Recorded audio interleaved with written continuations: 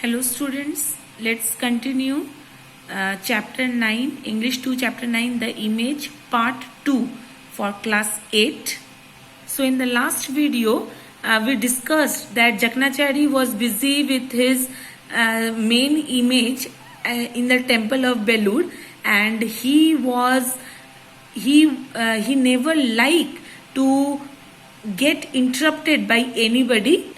When the king left the place, the temple, the old sculptor had his visions, and he saw that how on the auspicious day he was congratulated or greeted by the king with the golden bracelet, how the day was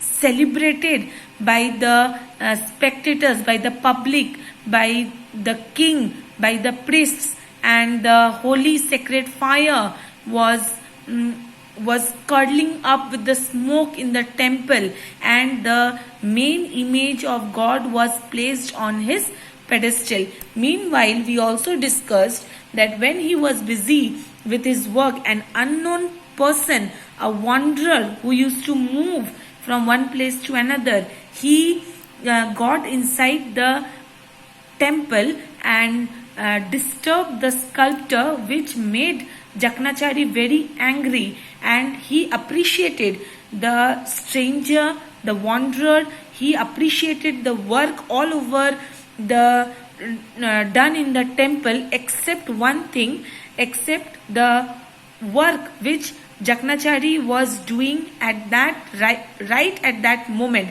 That was, he was busy in making or sculpting the main image of the God. Now let's continue. Let's continue from here.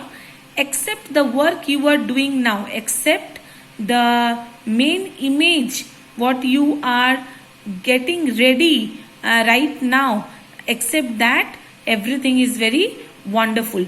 The old man picked up his mallet, a kind of hammer. So this word except, angered Jaknachari, and he just picked up his mallet and flourished at the intruder. Intruder means the trespasser. I will smash your skull. So Jaknachari became very angry, and in anger he said that he would hit the strangers, the young man's skull, with his mallet, so that he could not speak anymore. And he is telling, Jaknachari is pleading him, requesting him to not to speak anymore. At your age you must have greater self-possession, said the young man. But the stranger was very calm and quiet. He said that at your age, at this old age, you should be self-controlled. You should think very wisely and maturely. But you are getting very angry. I am not saying that your work is bad, but your choice of stone is unlucky. So the stranger, in a very calm voice or in a very quiet voice, he is trying to convince the Jaknachari that the choice of the rock or the stone for the main image is very inauspicious or is very unlucky. So students, you can see that Jaknachari is standing with his mallet. He said, your words are inauspicious, wailed the old man. So Jaknachari shouted angrily that your words are unlucky, not the stone. Then again the young man said, with that stone you could make a figure for a gateway, but not the main God for an inner shrine. He is very calm and quiet. The young man is trying to convince Jaknachari that you use that piece of stone for any other figure for a gateway, but not for the main God. The tens and thousands of carvings and decorations are only a setting for the main image. So he is trying to say that all the decorations done are for this main image, but now this stone has a flaw. This stone has a flaw because it is unfit for worship. It is not pure. Oh, will no one drag this man away? His words are inauspicious. Jaknachari was getting annoyed. He said that please someone throw this man away from this temple, and his words are very unlucky, which Jaknachari didn't want to hear.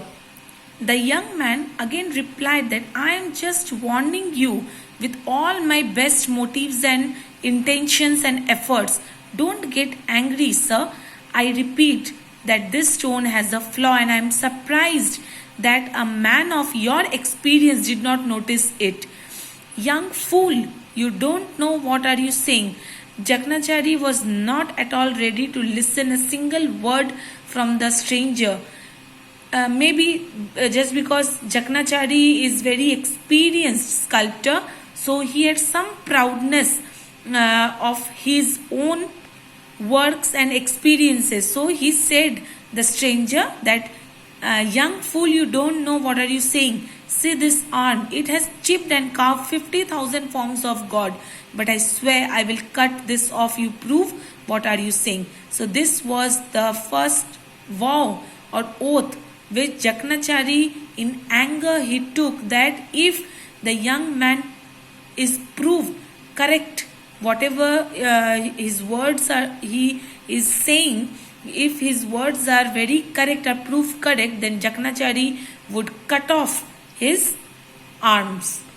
So Jaknachari promised that he would cut off his arm. The stranger, the young man, was not at all happy at this promise, and he very quietly said, don't say such serious things. I merely said something about the stone because I thought you might like to hear it. Take it for what it is worth. Don't do such terrible thing. So the young man or the stranger was saying that he just came to remind him or warn him for his work. But Jaknachari, who was very proud of his work and was in anger, he was not even ready to listen a single word. No, you shall prove it. Now he was challenging the young man that he has to prove his words. I will prove it, but not if you are going to cut off your arm. So the stranger said that yes, surely he would prove his words, but not if Jaknachari was going to cut off his arm. I will even say where the flaw is. Even the stranger is ready to say where the flaw is. Where? Jaknachari again asked, where? Around the navel of the image. So the stranger said that around the navel of the image, the stone is not pure. It has a flaw. So around the navel of the image. Navel means bottom chest part of the image. Young man, I will tell the king and have you put in chains if you don't get out this moment. So, all right, I will go, said the young man, and turned to go.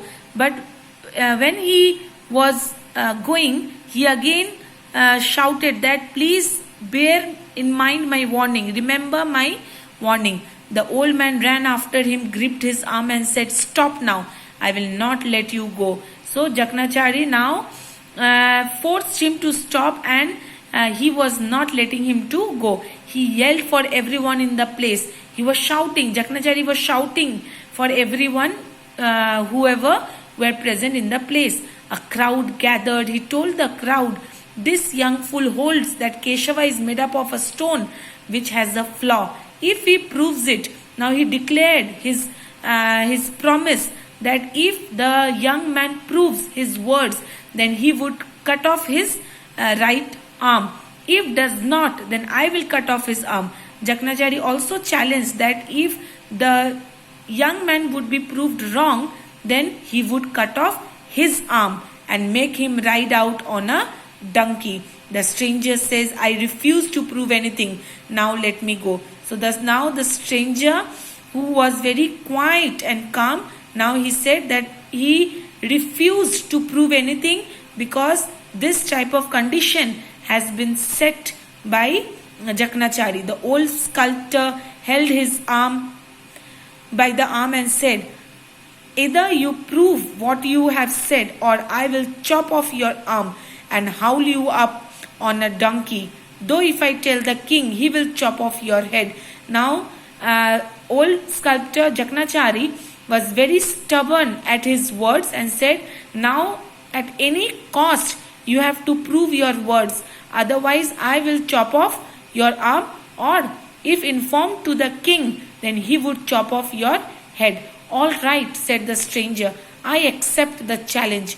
Don't blame me afterwards. Now the stranger, the young man, was ready and he accepted the challenge. Will someone bring me a paste of sandalwood? It was brought at the command of the young man. He said, may I go near the image? Now the young man took permission from Jaknachari to go near or close to the image. Yes, you may. The young man walked into the shrine with the sculptor. The crowd following them, the image stood leaning against a block of stone, looking on all this scene of strife with an unruffled calm.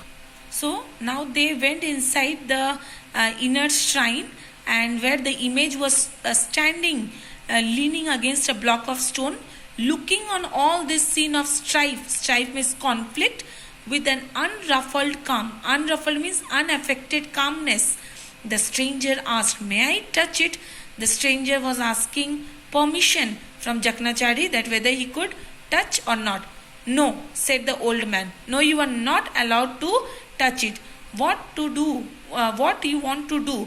Means he is saying, what you want to do? You just direct me.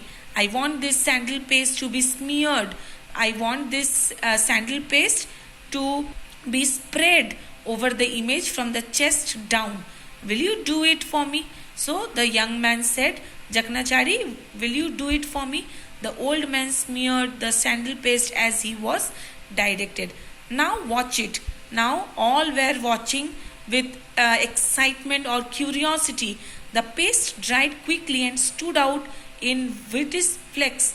Now everywhere the paste dried very quickly. What has it proved? Asked the crowd derisively. So with very curiosity, the crowd asked that what has it proved?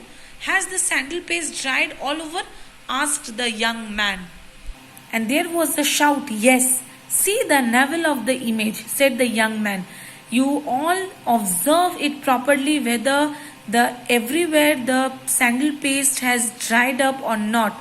And where he pointed, there was a wet patch, the circumference of a little coin. So just the circumference of a little coin, the area of the navel was not dry, it was wet.